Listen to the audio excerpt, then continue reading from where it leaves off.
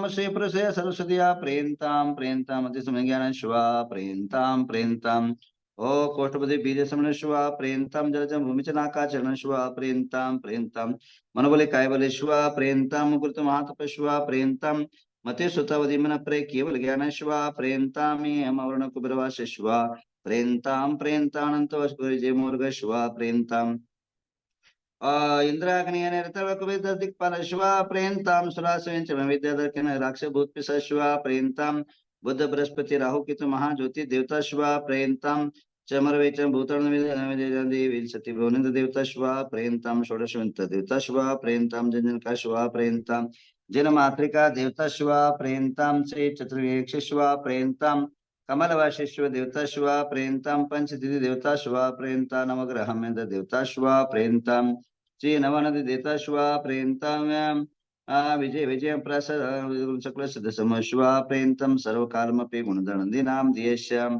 संपदे सिद्धे पुष्टिरतो मुनितो करोन्त मनचन पुण्यत नवतारम जम चिम सुसत्य शस्त्र में स्वाम अरंतो जातनतायम ऋषभाजादितराव केतु नवग्रह देवता शिवा प्रेन्ताम तिथिनक्ष मुनग्रहमादि सर्वग्रह माता संबंध गुणधनी नाम देशम शांति शांति सिद्धिर्भूत आरोग्यवंत शांति साकर्मत्वम अरेक्निमिनस्तु धननाथ समित पुण्यवर्तां धर्मवर्तां श्रीवर्तां क्लोरम जम छिम च स्वस्ति स्वस्ति में स्वाहा ओम नमो रते भगवते श्रीमते पार्श्वनाथ तीर्थंकर रत्न त्रिकुण प्रभवण दादृश्यण सुप्रदेव सर्वज्ञ स्वयं सिद्धाय बुद्धाय परमात्मने प्रदन दर्शनंत विरण सुखाय सिद्धाय बुद्धाय सत्यज्ञान धन्यवाद गातिक्रांच शंकराज राय अमराय वोय अस्माकं श्री गुणधनंदिनाम दियेश सर्वोपद्रव मृत्युम चिंचिन्दामिनातु कामं चिन्ह कलिरति कामं च बलि कामं चिन्ह क्रोधं चिन्ह पापं चिन्ह सर्वैरं चिन्ह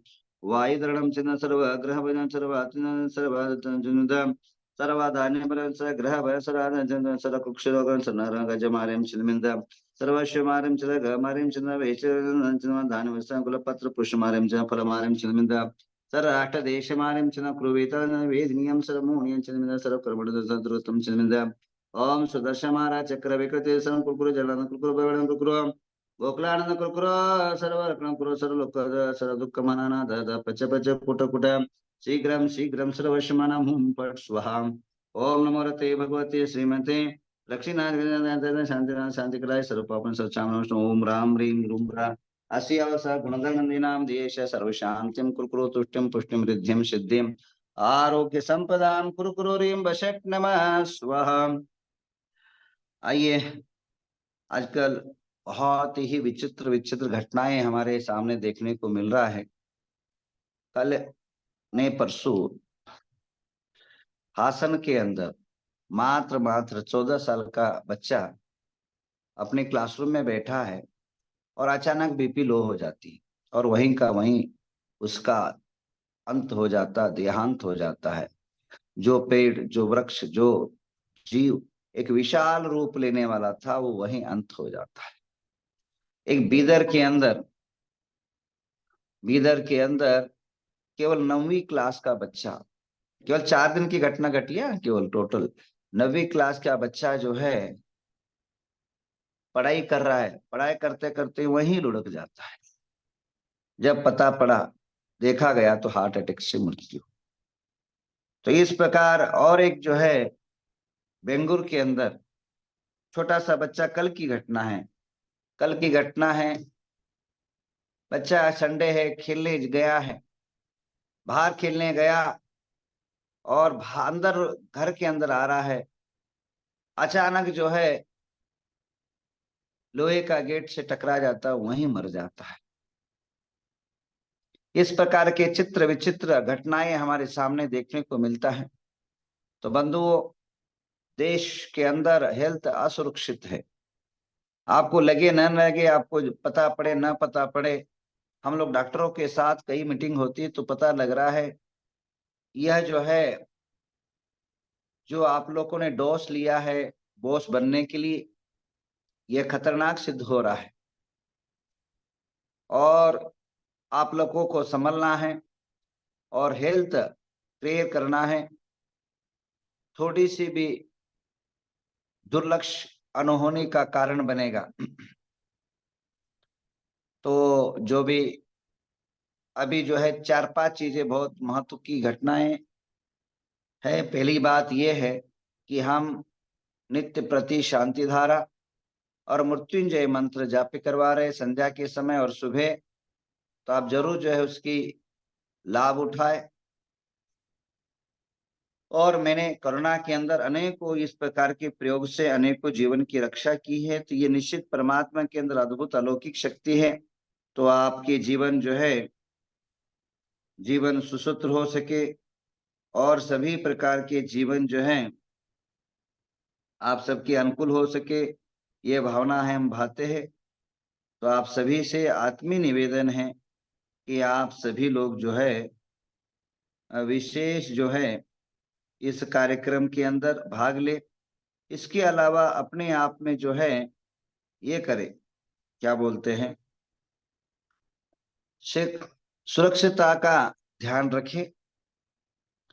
और अभी आने वाला एक जीवन को एक शक्तिमय बनाने के लिए, एक अपने व्यक्तित्व को प्रकटीकरण करने के लिए, आपके जीवन को मजबूत बनाने के लिए, सुरक्षित बनाने के लिए एक जो है नवरात्रि आ रहा है। सही पूछो, मैं कोई पढ़ा लिखा नहीं हूं और ज्यादा धार्मिक ग्रंथों का भी पढ़ाई नहीं किया। प्रतापगढ़ के अंदर नवरात्रि की गुरुदेव ने जो साधना बताई उसका किया, उसका नतीजा हम यहाँ तक पहुंचे हैं। नवरात्रि के समय एक ऐसा होता है जो अन्य दिनों के अंदर आप 10 लाख जाप करो और नवरात्रि के अंदर 108 बार जाप करो, उतना बराबर शक्ति और एनर्जी को प्राप्त कर लेते हो। समय का बड़ा प्रबलता होता है, समय के अंदर ताकत सामर्थ्य रहता है। ये नवरात्रि समय एक साधना का समय है। हम आध्यात्मिक और परमात्मा साधना तो हमेशा करते ही है, परंतु ये भी अपने जीवन को जो है यशस्वी बनाने के लिए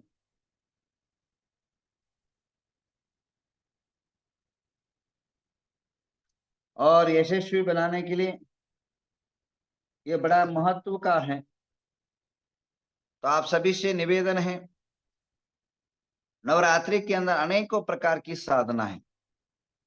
एक दिन वास्तु की विवेचना, वास्तु की संबंधित हमने साधना रखा है।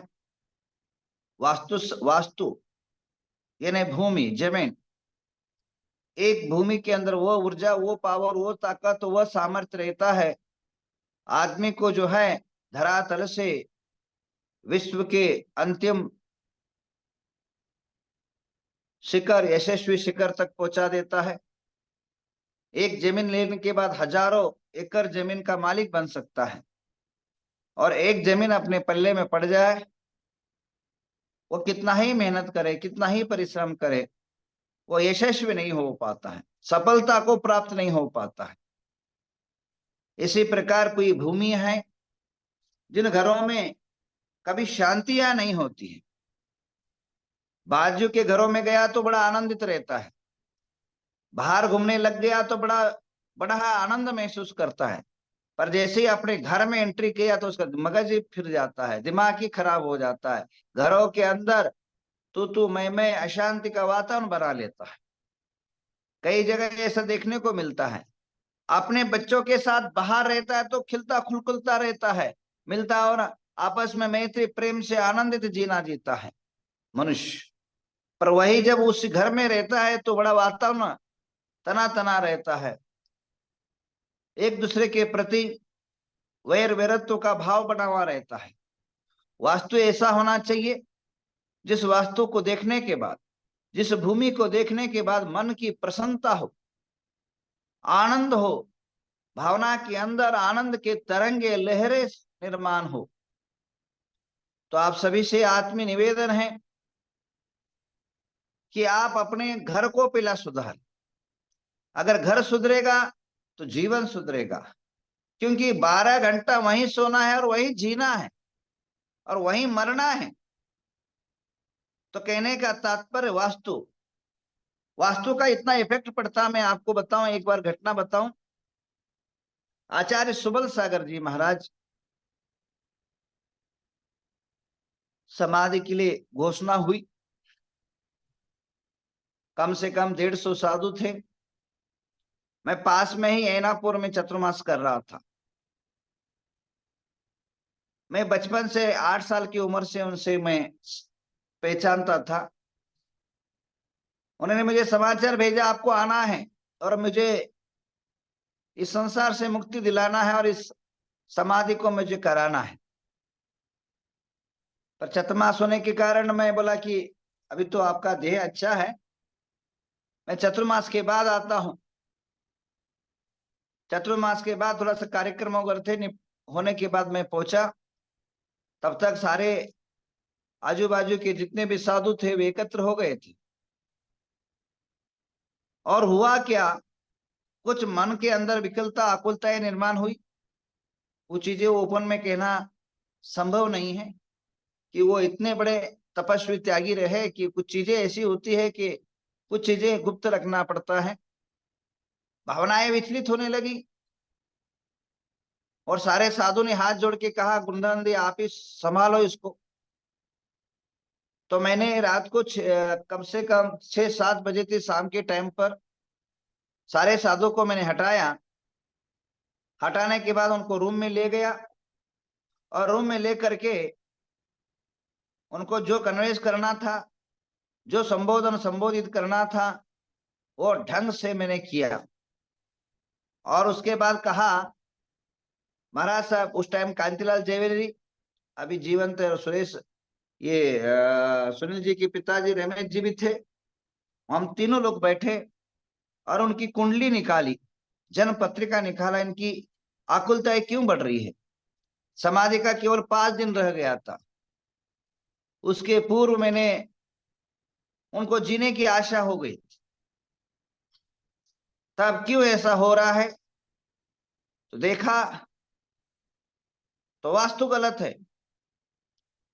ईशान्य दिशा के अंदर उनको रखा गया है। पूर्व दिशा में उनका बैठक था, सोना पीना सब जो है अग्नि दिशा में था। आकुलता और व्याकुलता का कारक बन रहा था। और उस टाइम घड़ी भयानक गर्मी थी, तड़पने लग गए थे। और एक बार ऐसा भी प्रसंग आया कि शायद वो समाधि छूट जाती है, ऐसा समय आया। तब मैंने सब लोग, हमने ज्योतिष का सहारा लिया, वास्तु का सहारा लिया और उनको जगह परिवर्तन करा। उनको उठा करके जो है पश्चिम दिशा में डाल दिया और पश्चिम और नैऋत्य के जगह उनको रख दिया। इतने शांत हो गए कि 100% भावनाएं बदली, विचारधाराएं बदली और अपने आप में लीन हो गए। और जब उन्हें 12 साल का समाधि, जिस दिन एंड था, उन्हें 12 साल का समाधि लिया था और केवल 5 दिन रह गया था। और जैसे ही एंड था, जिस दिन 12 साल पूर्ण हुआ और 12 साल पूर्ण होने के सूर्योदय के पहले, मतलब 13वां वर्ष शुरू होने के पहले ही, लास्ट आज बने अंतिम दिन है, 5:05 पर अपने देह को खुद होकर के त्याग करके वे स्वर्गारोहण कर गए। तो कहने का तात्पर्य यह है, आकुलताएं पूर्णतः शांत हो चुकी थी। सारे जल पानी सब कुछ त्याग करते हुए अपने को, देह को विसर्जन उन्होंने किया। और 12 साल के एंड के दिन ही 150-200 साधु थे। वो किससे भी बोलते नहीं थे, किससे बातचीत नहीं करते थे, अपने आप में साधना में, केवल मेरे के सिवाय किसी से वो कुछ सुनने के मूड में नहीं थे। जब भी कुछ आता तो इशारा कर देते, उनको बुला लो। मुझे बुलाने के लिए भेजते थे और मैं जा करके उनकी भावना को समझता था, उनकी विचारधारा को समझता था और अपने ढंग से उनको जो है समझाने का प्रयत्न करता था और वो समझ जाते थे। और सबसे बड़ा महत्व, ऐसी समाधि मैंने कभी अपनी जिंदगी के अंदर नहीं देखा। ऐसे जीवन की विसर्जन अद्भुत अलौकिक रहा। तो कहने का तात्पर्य है, एक भूमि भी मनुष्य के समाधि में रोड़ा अटका सकती है। एक जमीन भी जो है आपकी भावना को बदल सकती है। और जमीन की आकुलता आप सभी को पता है। भगवान गोमटेश्वर 12 महीने एक अंगूठा पर खड़े थे, पर मैं भरत की भूमि पर खड़ा हूं, यह शल्य होने के कारण वो मोक्ष नहीं जा पाए। तो ये भूमि, भारत भूमि अद्भुत भूमि है, पर अवगढ़ भूमि भी है। तो भूमि का चयन करने का मैंने एक वास्तु पुस्तक लिखा है। वास्तु पर एक पुस्तक है पूरा, कम से कम 300 पेज का एक पुस्तक है। उसमें मैंने पहले खंड के अंदर यही लिखा है कि वास्तु का चयन कैसा। अब सभी का चयन हो चुका है, घर में रह चुके हैं। अब तोड़ा तोड़ी, मोड़ा मोड़ी, काड़ा काड़ी करना गलत है, क्योंकि खर्चा आ जाता है। इसलिए हमने कई प्रकार के उपाय जो है सुझाया है उसके अंदर।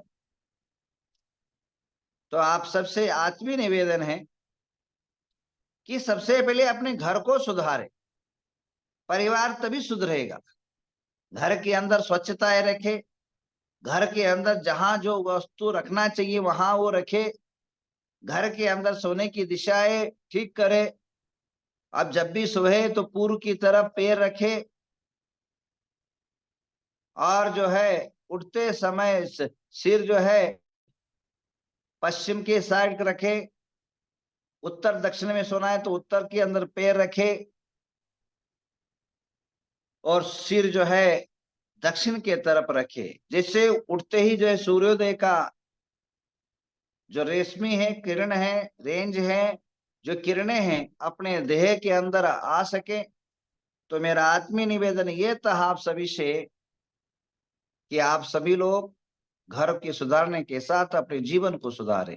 तो नवरात्रि के अंदर जिनके घर बिगड़े हुए हैं, जिनके घरों की अस्त व्यस्तता है, घर के कारण प्रगति कुंठस्थ है, वे जरूर जो है नवरात्रि के अंदर वास्तु विधान है, वास्तु अनुष्ठान है, वास्तु के बारे में विशेष प्रकार का जो है साधना है, उस पर आप जरूर जो है ध्यान रखेंगे। और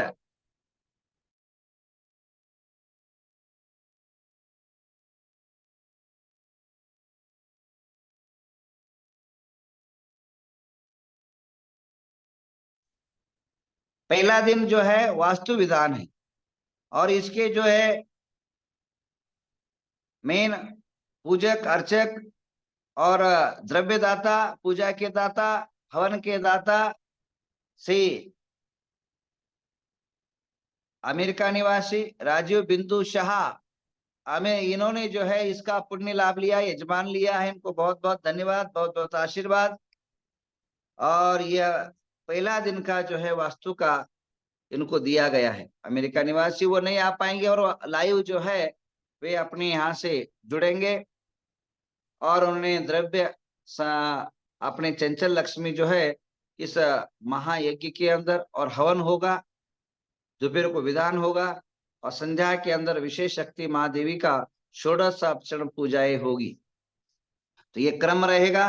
तो आप अपने घरों के अंदर जीवन की शुद्धि के साथ वास्तु की शुद्धि बड़ा महत्व है। तो आप सब उसके अंदर भाग लेंगे, ऐसे भावना भाते हुए आइए आज की शांति धारा।